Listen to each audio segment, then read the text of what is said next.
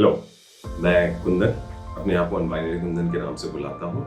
अगला जो एक बहुत ही इम्पोर्टेंट कॉन्सेप्ट है जिससे हम सब घिरे होते हैं, ये हमारे सबकॉन्शियस यानी अंदरूनी भाग में होता है, जैसे जिसको कि हम इंग्लिश में ईगो बोलते हैं। जब मैं हिंदी में उसका मतलब ढूंढने की कोशिश कर रहा था तो उसका मतलब मुझे घमंड बताया, बट आई थिंक घमंड के और भी बहुत सारे रूप होते हैं।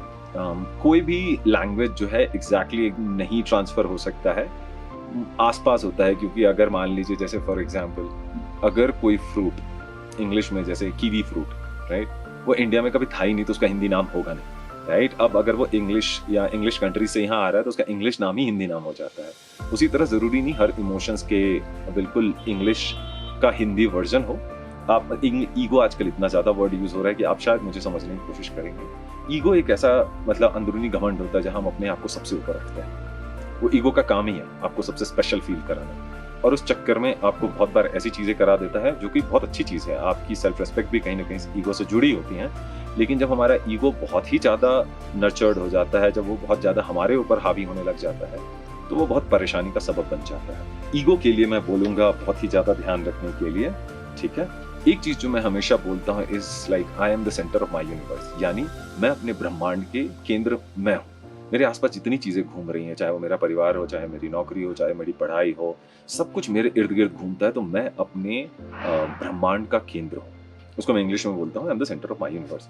ईगो क्या करवाता है, ईगो के कारण प्रॉब्लम ये होने लगती है कि ईगो बहुत बार आपको फोर्स करता है कि नहीं सिर्फ अपने क्यों, मैं सबके ब्रह्मांड का केंद्र होना चाहता हूँ। और वहीं पे सुपीरियोरिटी कॉम्प्लेक्स या सुपीरियोरिटी ट्रिगर होने लगता है, जो कि बहुत गलत होता है। आप हर किसी के ब्रह्मांड का केंद्र नहीं हो सकते हैं, और वो इंसान के लिए बहुत मुश्किल हो जाता है। बिकॉज आप सबसे किसी न किसी तरह अटेंशन लेने के लिए, उनका ध्यान अपनी तरफ आकर्षित करने के लिए कुछ ना कुछ ऐसा करते हैं जो आपका ध्यान सिर्फ और सिर्फ दूसरे के तरफ ही होता है। आप अपने लिए कुछ नहीं कर पाते हैं, और वो धीरे धीरे धीरे कंडीशंस बहुत ही प्रॉब्लम होने लगता है कि दूसरा अगर किसी और काम में बिजी है तो आप अपने आप पे सोचने लगते हो, अच्छा मेरी कोई वैल्यू नहीं है, लोग मुझे मानते नहीं हैं, और ये सारी कहानियां हम अपने अंदर बुनने लगते हैं, जो कि हमें बहुत परेशान करता है आगे। सो कोशिश कीजिए अपने ईगो को अपने कंट्रोल में रखने का।